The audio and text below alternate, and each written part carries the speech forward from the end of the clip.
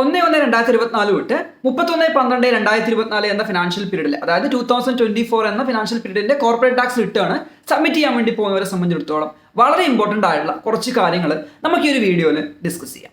നമ്മൾ corporate tax return submit ചെയ്യാൻ വേണ്ടി പോകുന്ന ടാക്സബിൾ പേഴ്സന്റെ റവന്യൂ 3 മില്യണിൽ താഴെയാണെന്നുണ്ടെങ്കിൽ, സ്മോൾ ബിസിനസ് റിലീഫിന്റെ കണ്ടീഷൻസ് ഒക്കെ സാറ്റിസ്ഫൈ ചെയ്യുന്നുണ്ടെന്നുണ്ടെങ്കിൽ നമുക്ക് സിംപ്ലിഫൈഡ് ആയിട്ട് ഒരു കോർപ്പറേറ്റ് ടാക്സ് റിട്ടേൺ എന്ത് ചെയ്യാം, ഫയൽ ചെയ്യാൻ വേണ്ടിയിട്ട് പറ്റും. ഇനി ഈ പറയുന്ന ടാക്സബിൾ പേഴ്സന്റെ റവന്യൂ 50 മില്യൺ വരെയാണ് എന്നുണ്ടെങ്കിൽ നമുക്ക് എന്തെല്ലാം മണ്ടേറ്ററി ആയിട്ട് നമ്മുടെ ഫിനാൻഷ്യൽ സ്റ്റേറ്റ്മെന്റ് ഓഡിറ്റ് ചെയ്യണമെന്നില്ല. പകരം നമുക്ക് മാനേജ്മെന്റ് റിപ്പോർട്ട് എന്ത് ചെയ്താൽ മതി, FTA സബ്മിറ്റ് ചെയ്താൽ. ടാക്സബിൾ പേഴ്സന്റെ ടേൺ ഓവർ 50 മില്യന് മുകളിൽ എക്സീഡ് ചെയ്യുന്നുണ്ട് എന്നുണ്ടെങ്കിൽ നമ്മൾ എന്ത് ചെയ്യണം, മണ്ടേറ്ററി ആയിട്ട് നമ്മുടെ ബുക്സ് ഓഫ് അക്കൗണ്ട്സ് ഓഡിറ്റ് ചെയ്യണം. ഈ പറയുന്ന ടേൺ ഓവറിന്റെ ക്രൈറ്റീരിയ ക്വാളിഫൈഡ് ഫ്രീ സോൺ പേഴ്സണെ സംബന്ധിച്ചിടത്തോളം ബാധകമല്ല. Irrespective of the turnover, അതായത് ക്വാളിഫൈഡ് ഫ്രീ സോൺ പേഴ്സൺസ് ആ ഒരു ബെനിഫിറ്റ് എൻജോയ് ചെയ്യുന്നുണ്ട് എന്നുണ്ടെങ്കിൽ നമ്മൾ എന്ത് ചെയ്യണം, മാൻഡേറ്ററി ആയിട്ട് നമ്മുടെ ബുക്സ് ഓഫ് അക്കൗണ്ട്സ് ഓഡിറ്റ് ചെയ്തിരിക്കും. നമ്മുടെ ബുക്സ് ഓഫ് അക്കൗണ്ട്സ് ഒക്കെ ഓഡിറ്റ് ചെയ്ത് അല്ലെങ്കിൽ നെറ്റ് പ്രോഫിറ്റ് നമ്മൾ ഡിറൈവ് ചെയ്ത് കഴിഞ്ഞാൽ നമ്മൾ ശ്രദ്ധിക്കേണ്ട മറ്റൊരു കാര്യമാണ്, ഈ പറയുന്ന അക്കൗണ്ടിങ് പ്രോഫിറ്റിന് മുകളിലല്ല ഒരിക്കലും നമ്മൾ കോർപ്പറേറ്റ് ടാക്സ് പേ ചെയ്യേണ്ടത്.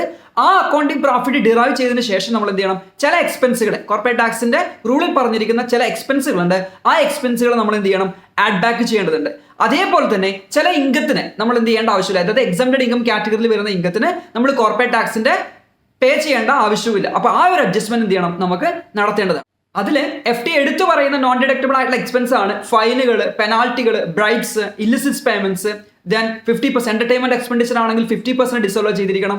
അങ്ങനെ ഉള്ള ആ ഒരു കാറ്റഗറിയിൽ വരുന്ന എക്സ്പെൻസുകൾ എന്ത് ചെയ്യണം, നമ്മൾ ട്രാക്ക് ചെയ്തിരിക്കണം. അത് നമ്മുടെ നെറ്റ് പ്രോഫിറ്റിന്റെ കൂടെ അഡ്ജസ്റ്റ് ചെയ്തിരിക്കണം. ഈ പറയുന്ന ടാക്സബിൾ പേഴ്സൺ എന്തെങ്കിലും റിലേറ്റഡ് പാർട്ടി ട്രാൻസാക്ഷൻസ് ഉണ്ട് എന്ന് കരുതുക. അങ്ങനെയുള്ള റിലേറ്റഡ് പാർട്ടി ട്രാൻസാക്ഷൻസ് ഇൻവോൾവ് ആയിട്ടുണ്ട് എന്നുണ്ടെങ്കിൽ അത് ട്രാൻസ്ഫർ പ്രൈസിംഗിന്റെ ഗൈഡ്ലൈൻസ് പ്രകാരം അല്ലെങ്കിൽ ട്രാൻസ്ഫർ പ്രൈസ് കംപ്ലൈ ചെയ്തുകൊണ്ടാണ് നടന്നിരിക്കുന്നത് എൻഷുർ ചെയ്തിരിക്കണം. ഇനി അല്ല നടന്നിരിക്കുന്നത് ട്രാൻസ്ഫർ പ്രൈസിംഗ് കംപ്ലൈ ചെയ്തിട്ടല്ല എന്നുണ്ടെങ്കിൽ അതിന് മുകളിൽ വരാൻ വേണ്ടി പോകുന്ന എത്രയാണോ ഇൻകം എക്സസ് ചെയ്യേണ്ടത് അല്ലെങ്കിൽ റിഡ്യൂസ് ചെയ്യേണ്ടത് അതിന്റെ അഡ്ജസ്റ്റ്മെന്റ് കൂടി എന്ത് ചെയ്യണം, നമ്മൾ ഫൈൻഡ് ഔട്ട് ചെയ്തിരിക്കണം. അങ്ങനെ ഈ അഡ്ജസ്റ്റ്മെന്റ് ഒക്കെ നടത്തിയിട്ട് നമ്മൾ ഡിറൈവ് ചെയ്തിരിക്കുന്ന ടാക്സബിൾ ഇൻകത്തിന്റെ 0.3,75,000 വരെയുള്ള എമൗണ്ടിൽ നമ്മൾ 0% ടാക്സും അതിന് മുകളിലോട്ട് വരുന്ന എമൗണ്ടിന് എന്ത് ചെയ്യണം, 9% ടാക്സുമാണ് നമ്മൾ കോർപ്പറേറ്റ് ടാക്സിൽ പേ ചെയ്യും. അതേപോലെ തന്നെ ഈ പറയുന്ന റിട്ടേൺ വിത്തിൻ 9 മന്ത്സിനിടയിൽ നമുക്ക് സബ്മിറ്റ് ചെയ്യാൻ വേണ്ടി പറ്റിയില്ല എന്നുണ്ടെങ്കിൽ നമ്മൾ 500 പെർ മന്ത് എന്ത് ചെയ്യേണ്ടി വരും, ഒരു പെനാൽറ്റി FTA പേയ്മെന്റ് ചെയ്യേണ്ടി വരും.